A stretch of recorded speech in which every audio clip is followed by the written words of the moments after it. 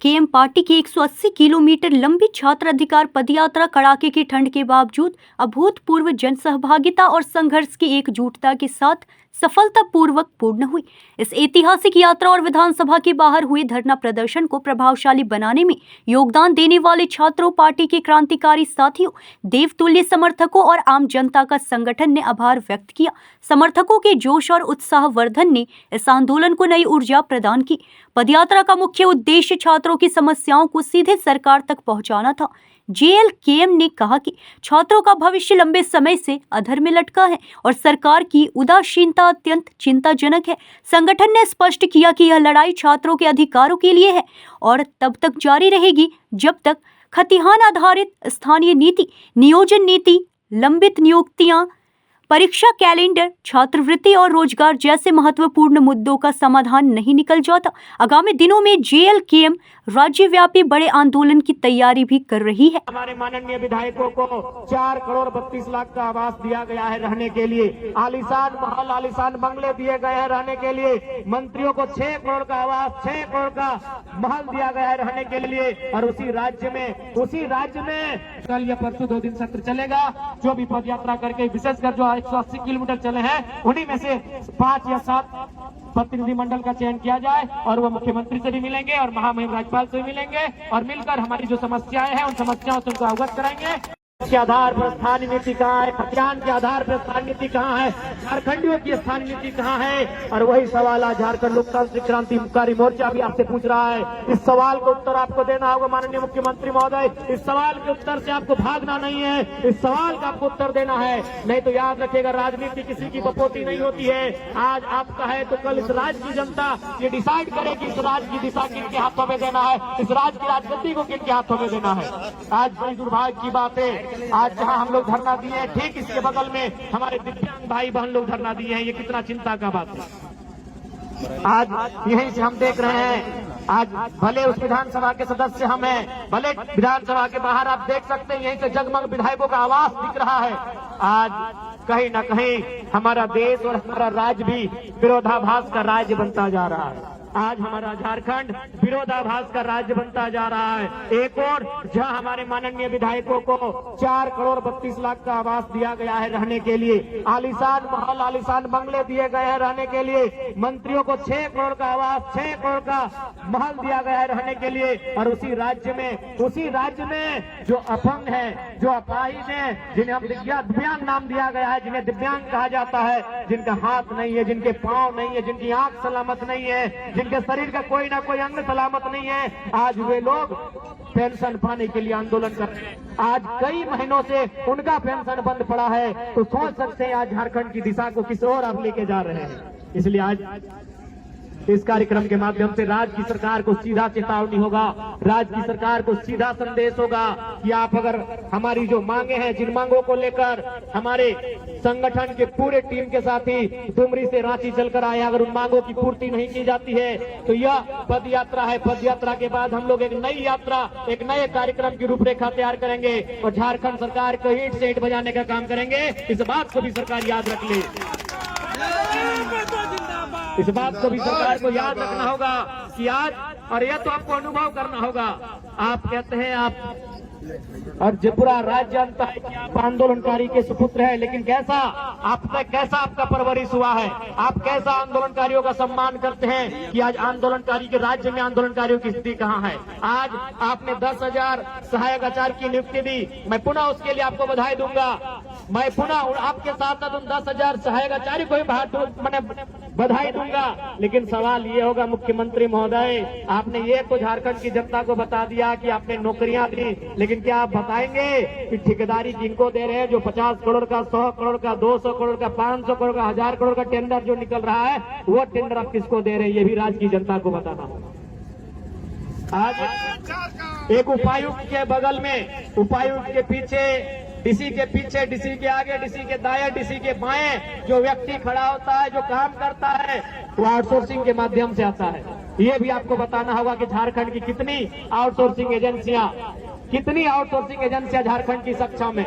उन आउटसोर्सिंग एजेंसियों के माध्यम से चयन होने वाले कितने नौजवान, कितनी बहनें, कितने भाई झारखंडी हैं, ये भी आपको बताना होगा।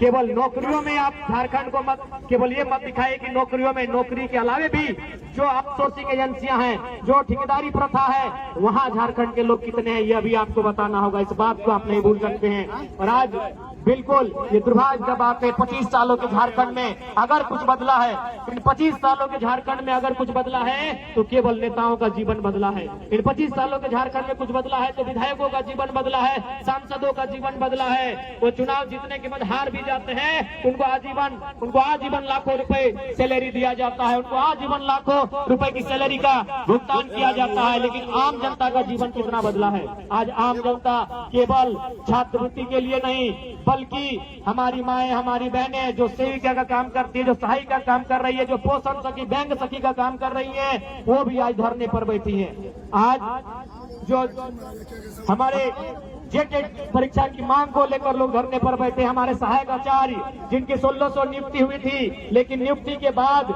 रिजल्ट आने के बाद, संशोधन करने के बाद उन्हें छांट दिया गया, उन्हें फिर से उनका रिजल्ट पेंडिंग कर दिया गया, ठंडे बस्ते में डाल दिया गया। आज वे लोग धरने पर बैठे हैं, जेई कृषि कार्यालय में नौजवान धरने पर बैठे हैं, पंचायत के सहायक धरने पर बैठे हैं, पूरे राज्य के नौजवान, पूरे राज्य की बहनें धरने पर जगह जगह बैठी हैं। तो समझ में आना चाहिए कि 25 सालों में आपने कैसा राज्य बनाया। इसलिए अब झारखंड का नौजवान, झारखंड की आने वाली पीढ़ी ये कतई बर्दाश्त नहीं करेगी कि हमारा राज्य इसी प्रकार से लूटता रहे। आज क्या स्थिति है सबको मालूम है। बिल्कुल आज कहने में ये किसी को गुरेज नहीं है कि राज्य का खजाना खाली है, तो इसके लिए दोषी मुख्यमंत्री महोदय आप है।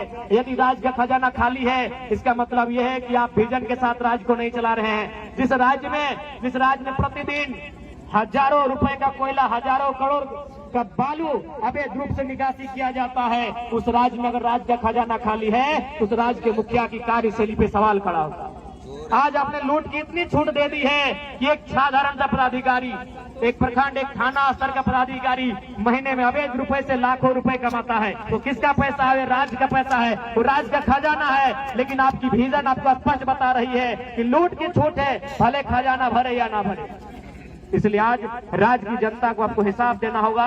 और यदि राज्य की जनता को आप हिसाब नहीं देते हैं, यदि सच समय राज्य की जनता के जो मुद्दे हैं, विशेषकर स्थानीय नीति 1932 का खतियान हो या 1964 का खतियान हो या भाषा संस्कृति परंपरा का आधार हो, यदि इस राज्य के लिए आप स्थानीय नीति नहीं बनाते हैं, इस राज्य की जनता जिन्होंने आपको पलकों पे सजाया है, ये आपको धूल में मिला सकते हैं। इस बात को याद रखिएगा, क्योंकि विधानसभा शाम की आवाज है और शाम की आवाज दूर तक जाती है। और आपके पदाधिकारी, आपके मंत्री, आपके विधायक भी जरूर इस बात को सुनते हैं कि आज दिन भर जो लोग धरना पर बैठे थे, चाहे वो दिव्यांग हो, चाहे वो आंगनबाड़ी की दीदी लोग हो, चाहे वो जेल कैंप के तमाम साथीगण हो, चाहे वो सहायक आचार्य हो, चाहे वो व्यावसायिक प्रशिक्षक हो, चाहे वो किसी भी विभाग के आंदोलनकारी हो, उन्होंने किन बातों को रखा, दिन भर क्या क्या हुआ, ये आपकी आवाज आपके कानों तक जरूर जाएगी। और यदि आप में जरा भी संवेदना है, यदि आप में जरा भी नैतिकता है, तो आज आपको तमाम जो आंदोलन हुए,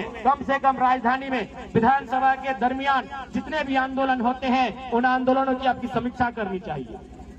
यदि आप सही में दूरदर्शी सोच के लीडर हैं, यदि आप सही में दूरगामी सोच के लीडर हैं, आपकी सोच अगर दूर तक आपको लेकर जाती है, यदि आप दूर का सोचते हैं, आप एक विजनरी लीडर हैं, तो आज दिन भर में जब से विधानसभा का सत्र चल रहा है, तब तक राजधानी में जितना आंदोलन हुआ, चाहे आंदोलन करने वाले किसी भी राजनीतिक दल के हैं, उनके मुद्दे क्या थे, और उन मुद्दों, उन मांगों की अगर आप समीक्षा करते हैं, तभी आप अपने आप को एक बेहतर लीडर कहिए। और यदि आप उन मुद्दों को, उन मांगों को यह कहकर अनसुना कर देते हैं कि आपके पास 56 सीटों की सरकार है, तो आप विजनरी लीडर नहीं है, आप अहंकारी लीडर हैं। आपको अभिमान है, आपको दर्प है, आपको घुमान है कि आप 56 सीटों के साथ सरकार में है।